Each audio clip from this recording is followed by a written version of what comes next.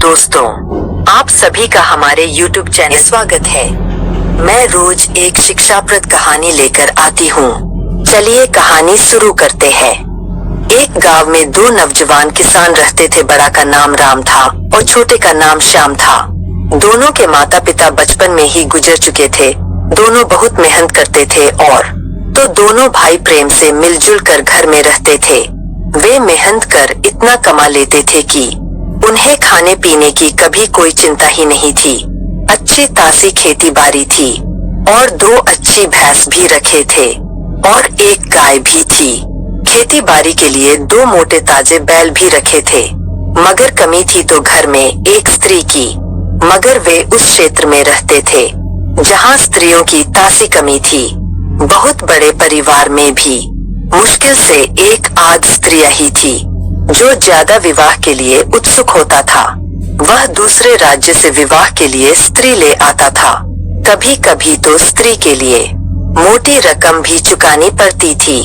एक दिन दोनों भाइयों ने सोचा कि क्यों ना हम भी घर में एक स्त्री ले आएं। बिना स्त्री का घर सुनसान लगता है। घर की रौनक तो स्त्री से ही है। दोनों भाई विवाह के लिए स्त्री की तलाश में निकल पड़े। मगर मुफ्त में उन्हें कहीं स्त्री नहीं मिली तो मोटी रकम लगाकर एक स्त्री खरीद लाए। घर लाने के बाद समस्या आई कि इससे विवाह कौन करेगा। बड़ा भाई राम बोला, छोटे तू इस स्त्री से विवाह कर ले। मैं तुमसे बड़ा हूँ, इस नाते अपने से छोटे को खुश रखना बड़ों का काम है। छोटा भाई श्याम बोला, जब तक बड़े की शादी नहीं हो जाती छोटा कैसे कर सकता है, इसलिए पहले शादी आप ही कर लो। बड़ी देर तक दोनों एक दूसरे को कहते रहे कि पहले आप पहले तुम, मगर इस निष्कर्ष पर नहीं पहुँचे कि उस स्त्री से दोनों में से किसकी शादी होगी। तब दोनों ने विचार किया कि हम स्त्री से ही पूछ लेते हैं कि वह किसके साथ विवाह करना चाहती है। दोनों भाइयों ने जब उस स्त्री की राय ली तो उसने बताया कि हमें तो तुम दोनों भाई अच्छे लगते हो, मैं तुम दोनों के साथ विवाह करना चाहती हूँ। तब छोटा बोला, ऐसा भी कहीं विवाह होता है। तब स्त्री बोली, हाँ जी ऐसा विवाह होता है, और जिस घर में एक ही स्त्री रहती है वह घर कभी नहीं टूटता। तुम दोनों को कभी कोई परेशानी नहीं होगी। मैं एक रात बड़े के साथ रहूंगी, दूसरी रात छोटे के साथ। बड़ा राम भाई बोला, स्त्री ठीक कह रही है। छोटे इस तरह तो कभी तू नहीं कह पाएगा कि तुम्हारी पत्नी ने ये गलती कर दिया। तुम्हें ठीक से खिला रही है और मुझे ठीक से भोजन नहीं दे रही, क्योंकि यह तुम्हारी भी पत्नी हो जाएगी और इसमें दिक्कत भी नहीं है। ऐसा तो हमारे गांव में 50 लोगों ने शादियां की है, परंतु बात को छिपा कर रखे हैं। बहुत सोच विचार कर दोनों भाइयों ने उस स्त्री से एक साथ विवाह कर लिया। वह स्त्री अव्वल दर्जे की बेवकूफ थी। सुबह दोनों भाई खेत पर काम करने चले गए और स्त्री से बता गए कि तुम ठीक से घर की रखवाली करना, घर से बाहर बंधे गाय और भैंस की ठीक से देखभाल करना। वह दिन भर खेत के कामों में लगे रहे। शाम को जब दोनों भाई घर आए तो देखा कि गाय दरवाजे पर है ही नहीं। उन्होंने तुरंत अपनी पत्नी से गाय के बारे में पूछा तो उसने बताया कि आपकी गाय बड़ी नटखट थी जी। बार बार मना करने पर भी मुझे जीभ बीरा रही थी। मेरे को तो जैसे गाय ने अपनी भाभी ही समझ लिया था, तो मैंने भी उसे एक सूप के बदले धारीकार को दिया। दोनों भाई माथा पीट कर रह गए। अब वे दोनों एक दूसरे पर दोषारोपण भी नहीं कर सकते थे कि तुम्हारी पत्नी ने बड़ी गलती कर दी, क्योंकि वह दोनों की पत्नी थी। दरअसल हुआ यूं था कि गाय पागुर कर रही थी। स्त्री बार बार उसे ऐसा करने से मना कर रही थी। मूर्ख स्त्री ने कभी गाय को पागुर करते नहीं देखा था। दूसरे दिन जब दोनों भाई खेत पर काम करने गए तो पत्नी को खूब समझाए कि तुम इस तरह की गलत हरकत मत करो। जिस चीज की जानकारी नहीं है वह पूछ लिया करो। तब स्त्री बोली, कान पकड़ती हूँ जी, अब कभी गाय या भैंस नहीं बेचूंगी जी। एक बैल की तबीयत ठीक नहीं थी तो दोनों ने उसे घर पर ही छोड़ दिया और अपनी स्त्री से कहा कि जरा बैल की देखभाल करते रहना। दोनों खेत पर चले गए। तभी बर्तन बेचने वाले व्यापारी आ गए। व्यापारी या फेरी वालों का नियम होता है कि गांवों में जब काम की व्यस्तता रहती है तब वो दोपहर में गांवों में सामान बेचने पहुंचते हैं, ताकि उन्हें किसी पुरुष से मुलाकात ना हो और घर में भोली भली स्त्रियां ही मिले जिसे कि वह अच्छी तरह लूट सके। तो जब बर्तन वाले को स्त्री ने देखा तो सोची कुछ बर्तन खरीद लूं, परंतु उसके पति मना करके गए थे। तभी देखा कि बैल के पेट से पानी गिर रहा है। स्वाभाविक रूप से बैल मूत रहा था, परंतु स्त्री को लगा कि बैल का पेट फट गया है और पति भी कह गए थे कि बैल को देखते रहना। स्त्री सोची कि इस बर्तन बेचने वाले को मूर्ख बनाती हूँ, फटा पेट वाला बैल इसे देकर बर्तन ले लेती हूँ। वह बर्तन वाले से बोली कि भैया तुम मुझे बर्तन दे दो, बदले में ये बैल ले लो। बर्तन वाले ने बहुत सारे छोटे बर्तन दे दिए और बैल लेकर चलता बना। शाम को जब दोनों घर आए तो दरवाजे पर बैल था ही नहीं।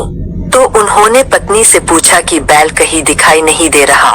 पत्नी बोली कि बैल का पेट फट गया था, उसमें से पानी गिर रहा था, तो मैंने उसे बर्तन वाले को देकर बर्तन ले लिए। दोनों भाई एक दूसरे का मुंह देखने लगे, परंतु एक दूसरे को कुछ नहीं कहे, क्योंकि वह दोनों की पत्नी थी। दोनों ने पत्नी को समझाया कि तुम इस तरह गलती करती रही तो हम बर्बाद हो जाएंगे। अब तुम घर पर मत रहो, बल्कि खेत पर खाना लेकर आया करो, और जब तक घर पर रहो घर की दरवाजे पर नजर बनाए रखो। दोनों सुबह में ही खेत के लिए निकल गए। दोपहर में उनकी पत्नी खाना लेकर जाने लगी तो उसे याद आया कि पति तो कह गए हैं कि घर के दरवाजे पर नजर बनाए रखे। अब घर के दरवाजे पर नजर रखूंगी तो फिर खाना कैसे लेकर जाऊंगी। चलो दरवाजा निकाल कर साथ लिए चलती हूँ। उसने दरवाजा निकाला, सिर पर रखी और चल दी। रास्ते में झरबेरी की झाड़ी मिली, उसमें उसकी साड़ी फंस गई। तो स्त्री ने यह कहते हुए अपनी साड़ी खोलकर फेंक दी कि लो बहन, अगर तुम्हें साड़ी ज्यादा पसंद है तो तुम ही ले लो। उधर किसान के छोटे भाई ने देखा कि एक स्त्री अर्धनग्न अवस्था में सिर पर दरवाजा लिए इधर आ रही है, तो बड़े भाई से बोला, लगता है हमारी पत्नी है। बड़ा बोला, नहीं नहीं वो नहीं हो सकती। छोटा बोला, अरे वही है, और अब पास आ गई है। बड़ा भाई पत्नी पर नाराज हुआ और बोला, तुमने ये क्या तमाशा बना रखा है? तुम दरवाजा लेकर आई हो, फिर बिना कपड़े की आई हो। वह बोली, आपने ही तो कहा था कि दरवाजे पर नजर रखना। अब जब यहाँ आ गई तो दरवाजे पर नजर कैसे रख सकती थी? सो साथ लेती आई, और रास्ते में झरबेरी बहन ने साड़ी पकड़ लिया तो मैंने उसे अपनी साड़ी दे दी। बड़ा छोटे से बोला कि जल्दी जाओ, झरबेरी के कांटे से इसकी साड़ी निकाल लाओ, वरना यह नंगी अवस्था में घर कैसे जाएगी, और इस तरह किसी ने देख लिया तो हमारी बदनामी भी हो जाएगी। छोटा जाकर साड़ी ले आया, उसको साथ लेकर दोनों घर आ गए, मगर घर की हालत देखकर दोनों ने माथा पीट लिया। दरवाजा खुला देख पड़ोसियों ने सारा सामान लूट लिया था, यहाँ तक दोनों भैंस भी गायब थी। दोनों भाई ने रात में विचार किया कि अब इस स्त्री से पीछा छुड़ाने में ही भलाई है। हम दोनों जब बिना पत्नी के थे तभी ठीक थे, यह पत्नी तो जी का जंजाल बन गई है। छोटे तुम घर में बचा खुचा सामान संदूक में रखकर तैयार रखना, हम इस स्त्री को यही छोड़कर कहीं दूर भाग चलेंगे। दोनों भोर में संदूक उठाकर पत्नी को छोड़ भाग लिए। संदूक लिए वो दिन भर चलते रहे। शाम होने को आई, वह एक जंगल पार कर रहे थे, तभी संदूक से पानी गिरने लगा। छोटे भाई ने बड़े भाई से कहा, भाई तुमने शायद हुक्के का पानी नहीं निकाला था, अब वह मेरे ऊपर गिर रहा है। तभी संदूक में से आवाज आई, मैं हूँ जी। दरअसल मुझे बड़ी देर से सुसु लगी थी, अब रोके नहीं रुकी तो निकल गई। जी हमें माफ कर देना। दोनों ने संदूक नीचे रखकर अपनी पत्नी को बाहर निकाला। छोटा श्याम बोला, इसके डर से तो हम भाग रहे थे, परंतु इसने तो हमसे भी चालाकी दिखा दी। चलो अब घर लौट चले। स्त्री ने एक डरावना काला कपड़ा पहन रखा था। उसकी माँ ने उसे सुरक्षा के लिए दिया था। रात में पहनने से भूतनी लगती थी। तीनों घर के लिए लौट पड़े। रास्ते में जंगल में ही अंधेरी रात हो गई तो तीनों एक पेड़ पर चढ़कर बैठ गए। जब आधी रात हुई तो कहीं से बहुत डाकू लूट का माल, सोना चांदी, हीरे जवाहरात लेकर उसे पेड़ के नीचे बंटवारा करने के लिए बैठ गए। दोनों भाइयों ने सोचा कि इस स्त्री से पीछा छुड़ाने का अच्छा मौका है, इसे धक्का देकर गिरा देते हैं। दोनों ने अपनी पत्नी को धक्का देकर गिरा दिया। संयोग से वह जमीन पर न गिरकर एक डाकू के ऊपर जा गिरी। डाकू उसे भूत समझ आह माई आह बाप कहते हुए वहां से भाग खड़े हुए। दोनों भाई पेड़ से उतरे और सारा माल बांध पत्नी के साथ घर आ गए। पत्नी को भी अब अक्ल आ गई थी। वह अपने पतियों से बोली कि माना कि मैं मूर्ख हूँ, परंतु आप लोगों को भी हमें नहीं छोड़ना चाहिए। अब आज से मैं आपके साथ खेत में काम करने जाऊंगी और कोई एक भाई घर की रखवाली करेगा। दूसरे दिन दूसरे भाई के साथ जाऊंगी तो पहला भाई घर की रखवाली करेगा। आप लोग मुझे घर की रखवाली में मत रखो, बल्कि कोई भी एक भाई हमेशा अपने साथ रखो और बताते रहो कि हमें क्या करना है, क्या गलत है, क्या सही है। इस तरह कुछ दिनों में मुझे भी अक्ल आ जाएगी और आप लोगों की तरह मैं भी चतुर हो जाऊंगी। उसकी बात दोनों भाइयों को जांच गई। दोनों खुशी खुशी अपनी पत्नी के साथ रहने लगे।